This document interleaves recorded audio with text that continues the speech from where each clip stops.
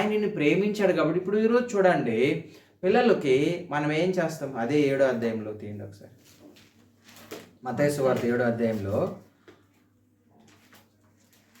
10వ వచనంలో చూస్తే, మీరు చెడ్డవారయుండి మీ పిల్లలకు మంచి ఈవులు నీ ఎరిగి ఉండగా పరలోకమందున్న మీ తండ్రి తన అడుగువారికి అంతకంటే ఎంతో నిశ్చయముగా మంచి ఈవుల్ని ఇస్తాడు కదా. మనము పరలోకంలో మనము చెడ్డవారై ఉండి కూడా మన పిల్లలకి ఏమి ఇస్తామంట? మంచి ఈవులను ఇస్తామంట. అదేవిధంగా పరలోకంలో ఉన్న తండ్రి నిన్ను ఎలా పోషించాలో, నిన్ను ఎలా జీవింపచేయాలో, నిన్ను ఎలా ముందుకు తీసుకువెళ్ళాలో దేవుడు ఆల్రెడీ ఒక ప్రణాళిక కలిగి ఉంటాడు. కానీ మనం ఏం చేస్తూ ఉంటాము? చింతిస్తూ ఉంటాం, మన జీవితం ఎలాగా, మనం ఎలాగ ఈ పిల్లల్ని ముందుకు తీసుకెళ్ళాలి, నేను ఏం చేయాలి, రేపు ఎలా జీవించాలి, వాళ్ళకి కావాల్సినంత నేను ఇవ్వగలనా లేనని అంటే అది ఈరోజు ఉంటుంది, రేపు ఉండకపోవచ్చు. చూడండి, రోమ చక్రవర్తి, ఆయన అన్నీ ఉన్నాయి, మొత్తం ఉంది, సర్వ సంపదలు సంపాదించుకున్నాడు, అన్ని రాజ్యములు గెలుచుకున్నాడు. కానీ ఆయన లాస్ట్కి ఆయన నివసించే బాత్రూమ్తో కూడా సరే బంగారంతో కట్టించుకున్నాడంట. ఆయన వెళ్ళిపోయేటప్పుడు మాత్రము నా 2 చేతులు చనిపోయినప్పుడు బయట పెట్టండి అని చెప్పాడంట. ఎందుకో తెలుసా? ఆయన చింత ఏం కలిగి ఉన్నాడో తెలుసా? రాజ్యములన్నిటినీ స్వతంత్రించుకోవాలని చింత. ఉన్న అందరూ నా దగ్గర ఉండాలి, ఈ సృష్టి మొత్తానికి నేనే దేవుళ్ళలా ఉండాలని కూడా ఆలోచించాడు అతను. కానీ లాస్ట్కి చనిపోయినప్పుడు ఏం చేశాడు అతను? చేతులు 2 ఎందుకు బయట పెట్టమన్నాడు తెలుసా? నేను ఎంత సంపాదించుకున్నాను, ఏమి తీసుకెళ్ళడం లేదు అని అంటూ ఉన్నాడు.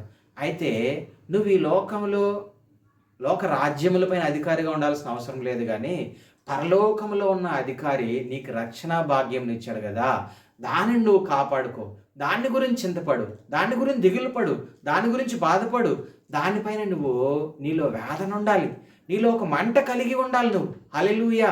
అందుకనే ఇక్కడ అంటూ ఉన్నాడు, పరలోకంలో ఉన్న తండ్రి అడుగు వాటి కంటే కూడా ఎక్కువ మీకు ఏం చేస్తాడంట?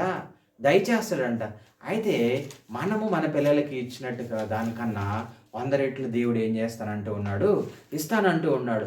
నువ్వు దేని గురించి దిగులు చెందాల్సిన అవసరమే లేదు, దేని గురించి నువ్వు భయపడాల్సిన అవసరమే లేదు అని చెప్పి దేవుడు వాక్య లేఖనాలు చెప్తూ ఉన్నాయి. చూడండి, యోహాను సువార్త 14:1 చూడండి ఒకసారి.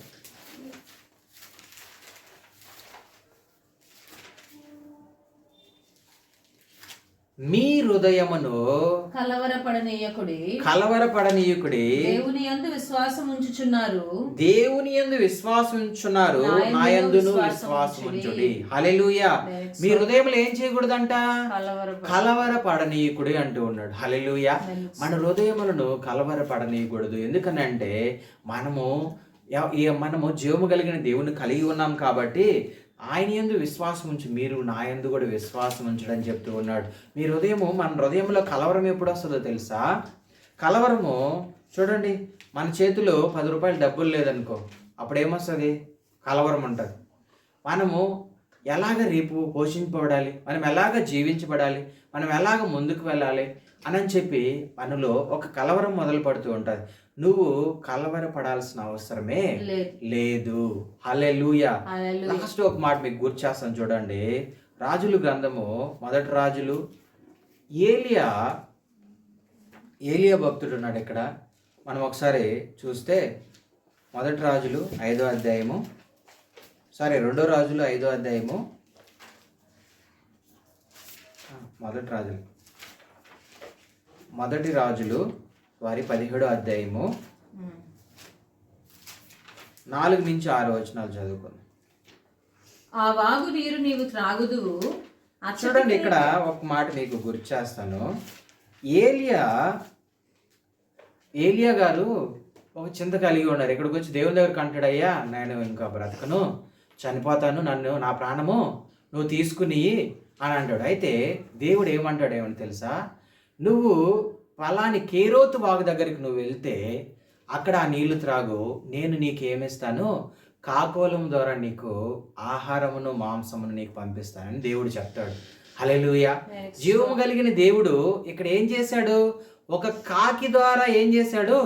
ఆహారమును పంపించాడు, తనకు కావాల్సిన మాంసమును పంపించాడు. ఈరోజు నువ్వు నేను కూడా మనం చింతపడాల్సిన అవసరమే లేదు.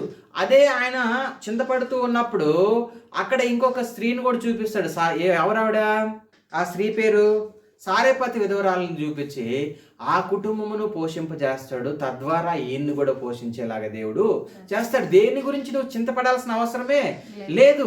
ఎందుకనంటే చూడండి, ఏలి అనుకుంటూ ఉన్నాడు, అమ్మో నా జీవితం ఇంతటితో అయిపోయింది, నేను ఏం చేయాలని చెప్పుడు నువ్వు ఫలానా ప్రాంతమును నువ్వు వెళ్ళు, కేరోతు వాగు దగ్గర నువ్వు దాక్కు, అక్కడ పోయి వెయిట్ చేయి, నీకు కావాల్సిన సర్వ సమృద్ధి నేను నీకు ఇస్తానన్నాడు. హల్లెలూయా.